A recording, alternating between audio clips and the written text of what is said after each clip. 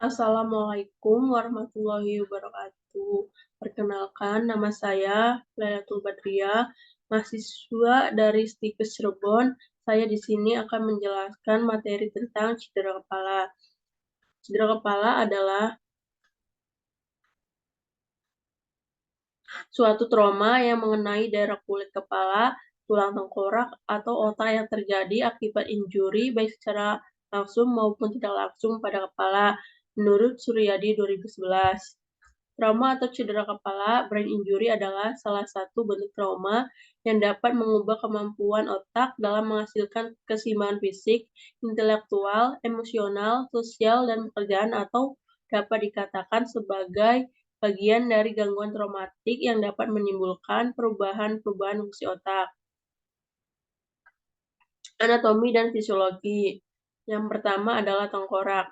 Tulang tengkorak merupakan struktur tulang yang menutupi dan melindungi otak, terdiri dari tulang kranium dan tulang muka. Tulang kranium terdiri dari 3 lapisan, yaitu lapisan luar etmoid dan lapisan dalam. Yang kedua, meningen. Otak dan sumsum tulang belakang diselimuti meningia yang melindungi struktur saraf yang halus, membawa pembuluh darah dan sekresi jenis cairan, yaitu cairan cerebrospinal yang memperkecil benturan atau guncangan. Yang ketiga, otak. Cerebrum atau otak besar terdiri dari 2 bagian, hemisferium cerebri kanan dan kiri. Setiap hemisfer dibagi dalam 4 lobus yang terdiri dari lobus frontal, oksipital, tempora, dan parietal. Yang keempat, saraf-saraf otak. Nervus cranialis dapat terganggu bila trauma kepala meluas sampai batang otak karena edema atau otak pendarahan otak. Klarifikasi.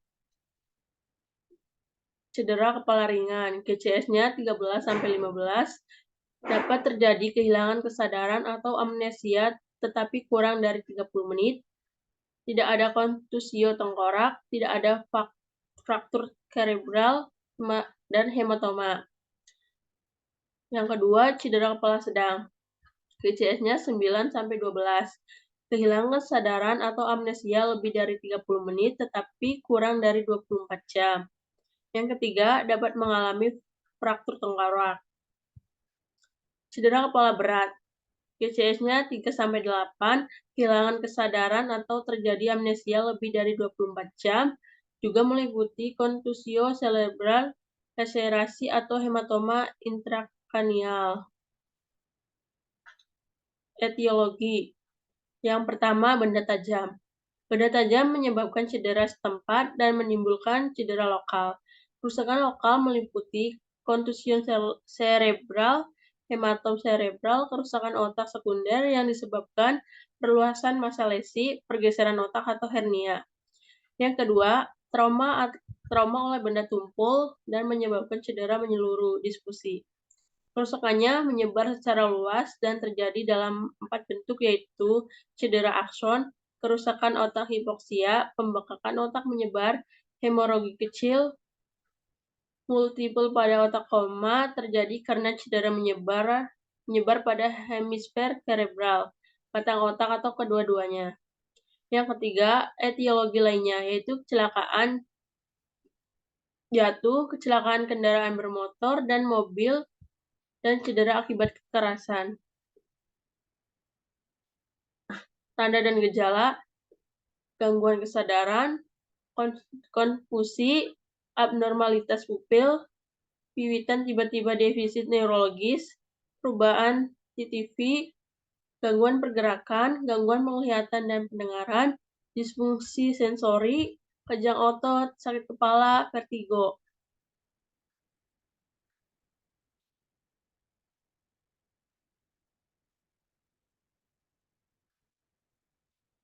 Pemeriksaan penunjang. CT scan untuk mengidentifikasi luasnya lesi, perdarahan, determinan ventrikuler, dan perubahan jaringan otak. MRI sama dengan CT scan. X-ray untuk mendeteksi perubahan struktur tulang, perubahan struktur garis, dan fragmen tulang. Yang keempat, Baer. untuk mengoreksi batas fungsi korteks dan otak kecil.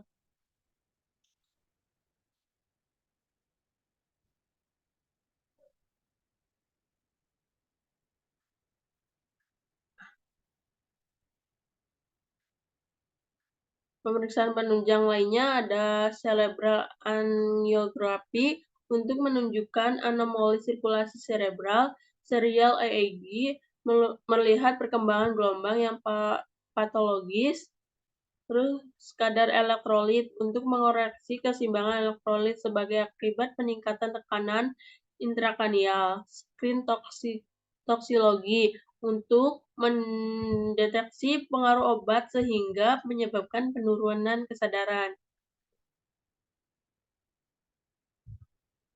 Komplikasi yang pertama epilepsi pasca trauma, yang kedua afasia, yang ketiga apraksia, yang keempat agnosis, yang kelima amnesia, pistelokarotis cavernosus, diabetes insipidus, kejang pasca trauma, kebocoran cairan cerebrospinal, edema cerebral, dan herniasi. Penata laksanaan. Yang pertama adalah observasi 24 jam. Yang kedua, jika pasien masih muntah, sementara dipuasakan terlebih dahulu.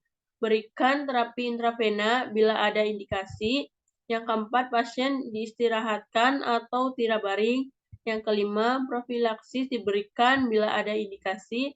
Yang keenam, pemberian obat-obat untuk vaskularisasi. Yang ketujuh, pemberian obat-obat analgetik. Yang kedelapan, pembedahan bila ada indikasi.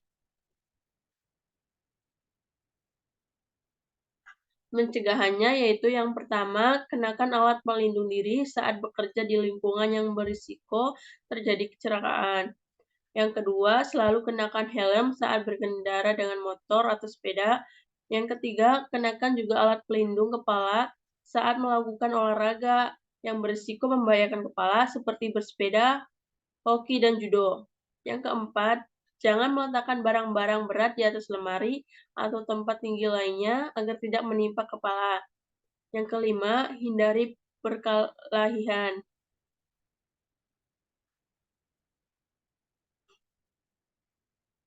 Asuhan keperawatan airway. Pertahankan kepatenan jalan napas, posisi kepala flat dan tidak miring ke satu sisi untuk mencegah penekanan pada vena jugularis.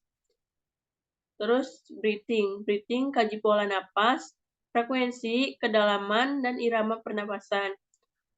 Monitoring ventilasi, pemeriksaan analisa gas darah dan saturasi oksigen.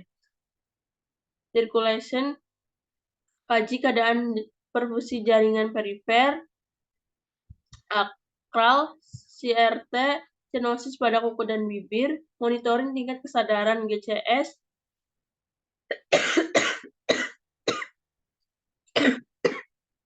periksa pupil,